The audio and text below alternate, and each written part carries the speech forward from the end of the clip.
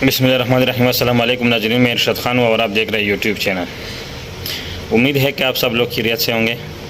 آج میں جس موضوع کو آپ لوگوں کے سامنے ایکسپلین کرنے جا رہا ہوں وہ ہے دو تین دن سے جو سوشل میڈیا پر اور جو میڈیا ہے اس پر پاکستان کے حوالے سے کچھ خبریں شائع کی جا رہی ہے, اور وہ ہے پاکستان کے آرمی چیف صاحب نے امریکہ کو کال کیا ہے اور امریکہ سے یہ مطالبہ کیا ہے کہ ہم نے جو IMF کے ساتھ لون کے لیے معاہدے کیے ہیں, برائے کرم آپ IMF کو اس بات پر مجبور کریں کہ وہ ہمارے جو لون ہیں اس کو جاری کریں. تو یہ کافی انٹرسٹنگ سچویشن ہے.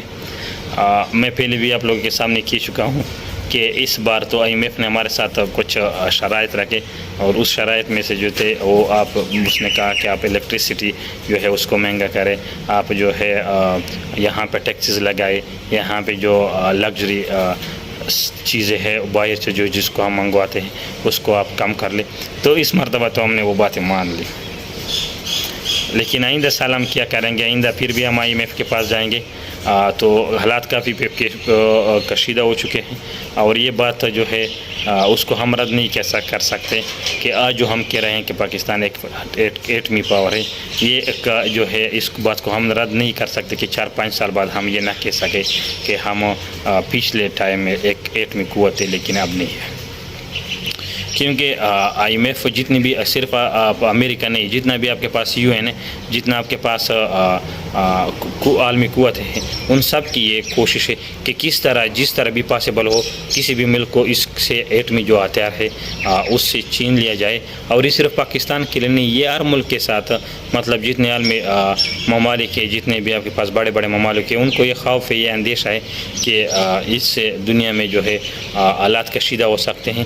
تو جس طرح آپ لوگوں کو پتہ ہے کہ جو یوکرین کے ساتھ جو ایٹمی ہتھیار تھے اس کو اس بات پہ قائل کیا کہ آپ نے جو ہے ایٹمی ہتھیار ہے اس کو سلف کرنا ہے, اور جتنی بھی آپ کو سیکیورٹی کے جو ایشو ہے وہ سیکیورٹی کے ایشو یا مسائل جو ہے ہم آپ کا جو ہے ڈیفینس کریں گے. ابھی آپ دیکھ لیں جو رشیا نے یوکرین کے ساتھ کیا.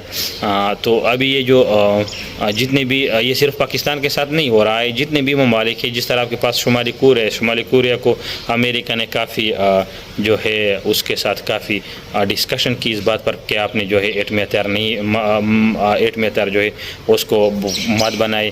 اس طرح آپ دیکھ لیں ایران کے ساتھ کافی ٹائم کے ساتھ ایران پر پابندیاں لگا چکے ہیں امریکہ, مطلب دوسرے جو آپ کے پاس عالمی قوتیں ہیں.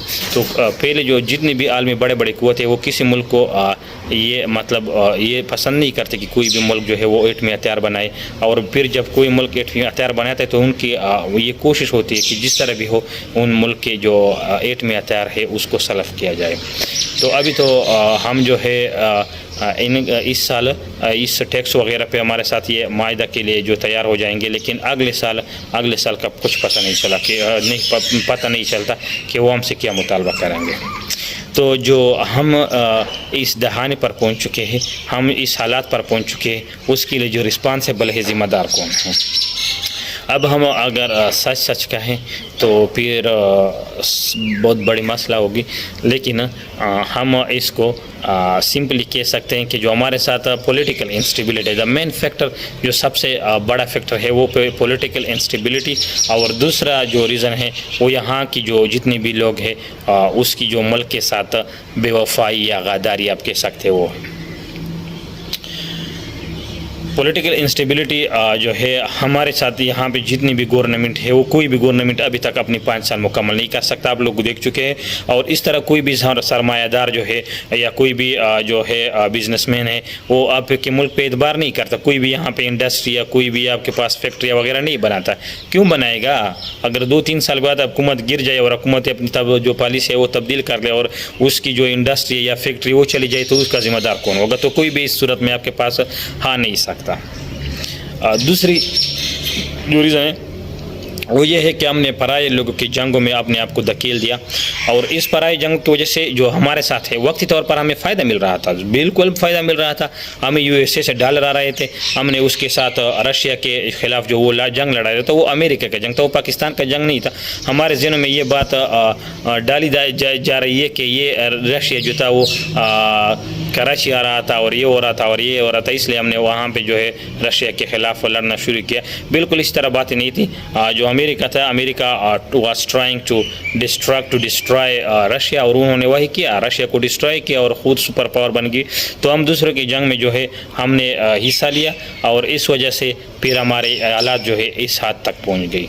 पहले हम 1979 से लेकर जो है 1996 तक, ये या मतलब 2001 तक, जब तालिबानों की हुकूमत भी वहाँ पे इस्टेब्लिश हुई थी, उस वक़्त जो है हम इस जंग में जो है शामिल थे। इसके बाद 2001 में दोबारा अमेरिका आया, और अमेरिका ने हमें कहा कि आपने हमारे साथ खड़े होना है, और इसका फ़ायदा हमें ये मिला कि हमारे जो यहाँ पे 80,000 थे या 70,000 लोग शहीद हो गए।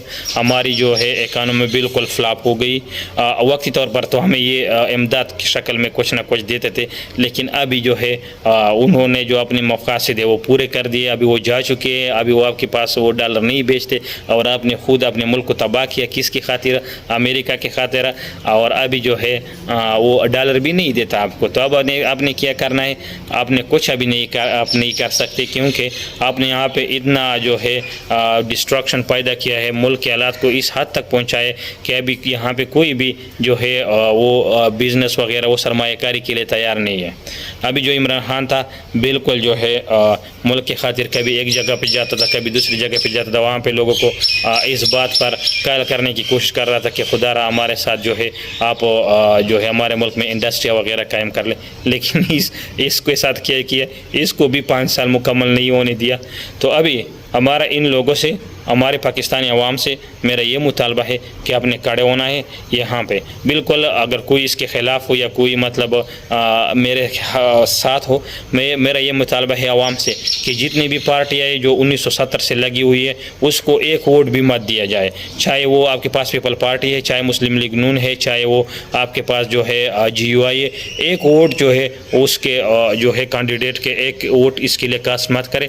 उन्होंने आपके मुल्क को इस हालत तक पहुँचाए। फिर ये लोग कहते हैं कि हमारी हुकूमत नहीं थी, हुकूमत डिक्टेटर की थी। तो अगर आप अभी जो है अपने आप को फॉर एग्ज़ाम्पल, आप मिसाल के तौर पर आप लोग देख चुके होंगे कि जो इमरान खान मौलाना फजल रहमान को डीजल के नाम से पुकारा करे, तो मौलाना ने आर्मी चीफ से ये कहा कि आप इमरान खान से कहें कि मेरे लिए ये नाम जो है मत ले। तो आर्मी चीफ ने इमरान खान को कॉल किया बाकायदा, और अब उसने कहा कि आप मौलाना साहब के लिए ये नाम यूज़ मत करें। तो अगर आप किसी बंदे को अपने नाम इस्तेमाल न करने के लिए मजबूर कर सकते हैं, तो आपने डिक्टेटर को उस टाइम पे मजबूर क्यों नहीं किया? अगर डिक्टेटर को आप ये सब कुछ आप डिक्टेटर की ज़िम्मेदारी में डालते, ये बिल्कुल डिक्टेटर की गलती नहीं।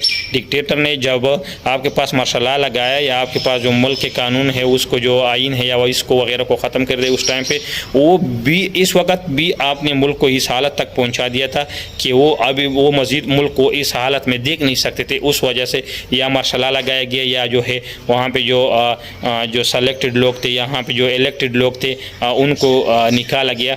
तो उस वक्त पे भी मेरा 100% यकीन है कि जितने भी या डिक्टेटरों ने या जितने भी स्टेप लिए हैं, वो भी इस तरह के हालात की वजह से लिए। जिस तरह आजकल के हालात है, आप देख ले, असम्बली से क्या चीज़ बनाई है, असम्बली से वहाँ पे एक मंडी बना ली गई है। कभी किसी को नीचे उतारते, कभी उसको ऊपर बिठाते, कभी वहाँ पे लोटे फेंकते। कभी ये कोई मुहज़्ज़ब माशरे की जो मुहज़्ज़ब माशरा है वो कभी इस तरह कर सकते हैं? बिल्कुल नहीं कर सकते।